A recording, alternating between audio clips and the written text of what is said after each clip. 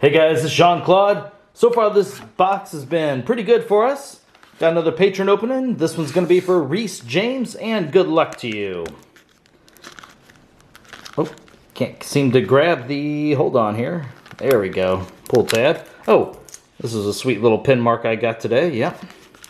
Try not to let it distract you. Alright, we have ourselves a Gray Archon. Looking at Brobnar. Oh, geez. Brobnar has been rough this set. Star Alliance, maybe that can save it. And Shadows. Clarence Tunes. Walla Whisper. Kind of more of a generic Archon here. Almost too many things happening on this picture here, but not too bad. Actually, as long as I can picture this as being the eyes and the mouth, that's actually really cool. I do like that part of it. And symmetrical is very nice. Two arms here with, wow, this is like two sort of staffs. Alright, let's see what you got in here.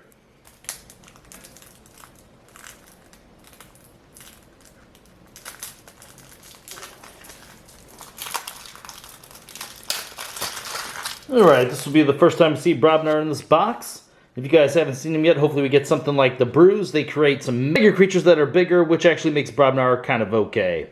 Alright, we're going to start off with Star Alliance. It's Kirby's Blaster. Upgrade, Aember whenever you play it. This creature gains Fight Reap. You may deal 2 damage to a creature or attach Kirby's Blaster to Officer Kirby. After you attach Kirby's Blaster to him, you draw 2 cards. That could be pretty good.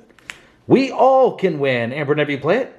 Keys cost 2 less Aember until the end of your next turn. That is a really good card. I actually used this in the Jean-Claude challenge to forge 2 different keys. That was awesome. Quixelstone. It's an artifact. Aember whenever you play it. If a player has more creatures in play than their opponent, they cannot play creatures. This card in the right deck can definitely win some games. Ah, man, I don't know if we want a lot of creatures. I guess not. You actually want as many Aember pips as possible with this card in your deck, and you want to try and mulligan for this. We'll see what happens here.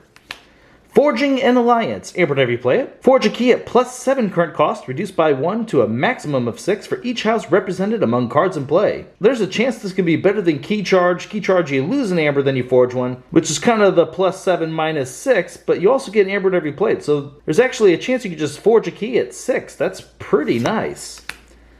Xeno Training. Aember whenever you play it. For each house represented among friendly creatures, a friendly creature captures an Aember. Good Aember control. Transporter Platform. It's an artifact. Aember whenever you play it. Action. Return a friendly creature and each upgrade attached to it to your hand. It's actually a pretty good card, especially if you get some upgrades with some Aember attached to them. Censor Chief Garcia. 3 power. Play, Fight, Reap. Keys cost +2 Aember during your opponent's next turn. Lieutenant Kirkar. 5 power. Taunt. Hazardous 3. First Officer Fran. 4 power. Play, Fight, Reap. A friendly creature captures an Aember. Explo Rover, 3 power Skirmish. It can be played as an upgrade and gives the creature Skirmish.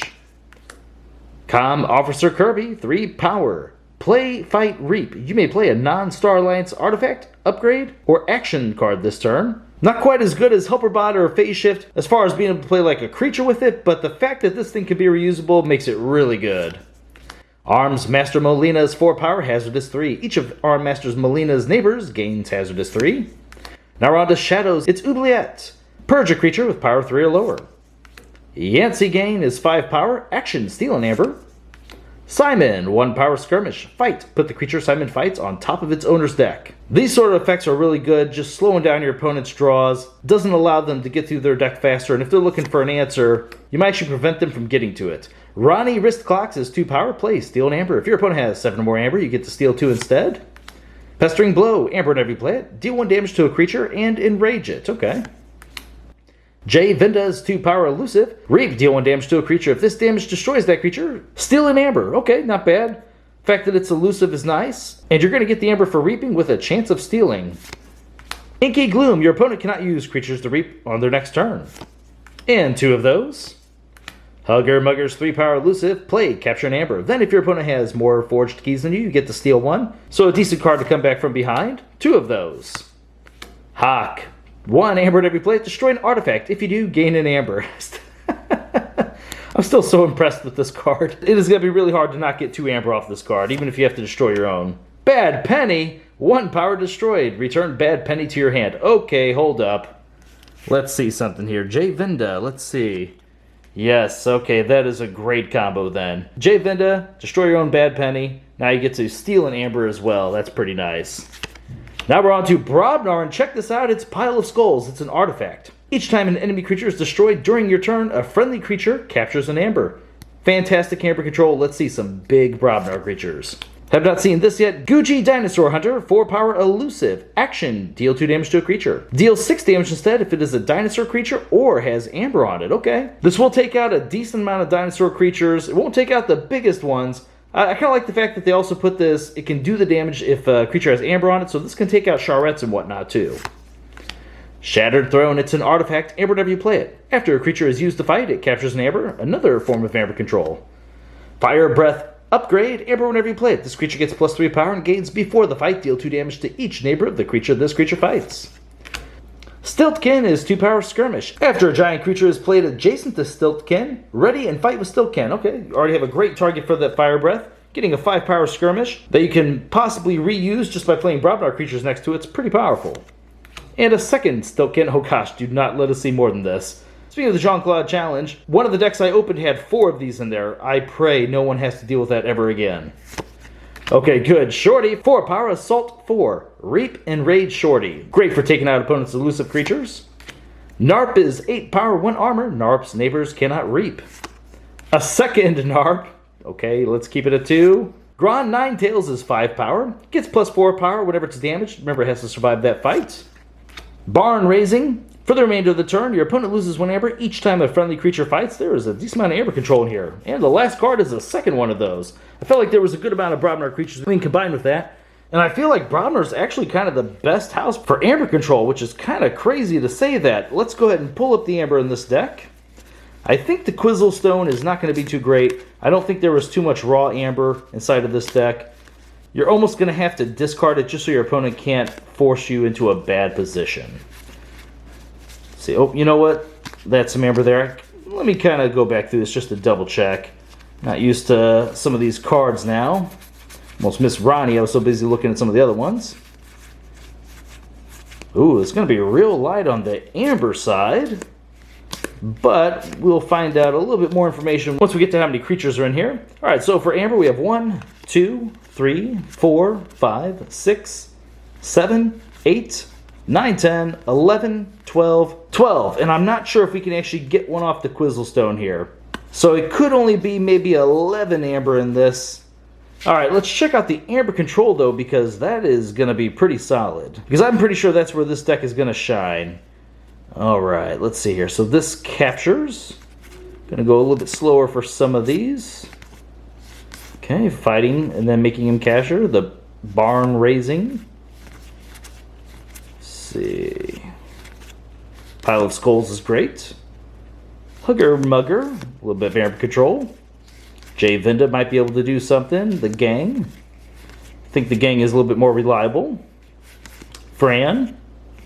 And Sensor Chief Garcia. So let's check this out. It felt like a lot of cards. 1, 2, 5, 10, 11, 12. Oh my lord. 12 cards that are essentially controlling Aember in some way, shape, or form. That is pretty insane. I like seeing that. That is really cool. Alright, hold on. Before we actually get to the creatures, I just want to point out one thing I was just thinking about. Not Pile of Skulls. Where's the other one? Shattered Throne. So this will work for both players, right? Even whenever your opponent fights, they're going to be able to capture an Aember with a creature, if that creature obviously survives.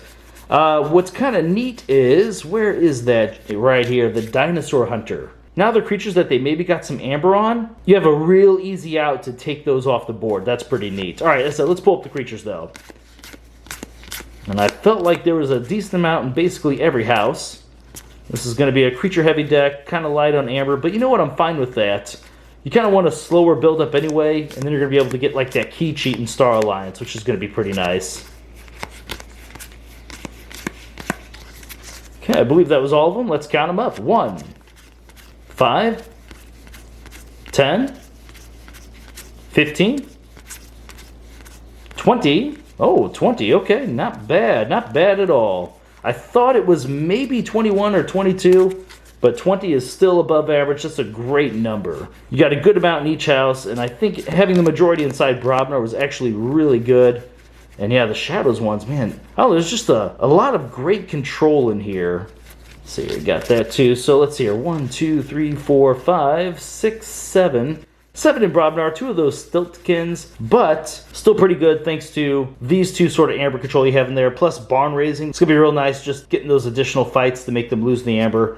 This deck has just really fantastic Aember control. I feel like it's going to be pretty consistent. It even has ways to kind of slow down some of the Reapers too, thanks to these Inky Glooms. This is a really cool looking deck. One of my favorite things about this New Worlds Collide, we're kind of looking at new strategies. There's a whole bunch of new cards. Things just kind of feel overall a lot different. This isn't the same world we were in whenever it was just Coda and AOA. Like, there's just a lot of different plays you can do now, sequencing, just a lot of things that just make for a lot of fun. Even having something as simple as this Explorer Rover, maybe you throw it onto this Grand Ninetails after it took maybe some puny damage, and now it's a 9 power skirmish. That's huge. Same with the NARP. Like, there's just a lot of good cross-house play things you can do within this set now, and I'm really happy with Worlds Collide. I think this deck is actually going to perform pretty well, and it's going to really slow down a lot of the older decks that are out there. So I think this is going to compete pretty well against Coda, even though it has a light Aember count. Alright guys, well, thank you very much for watching my videos, and I will see you next time.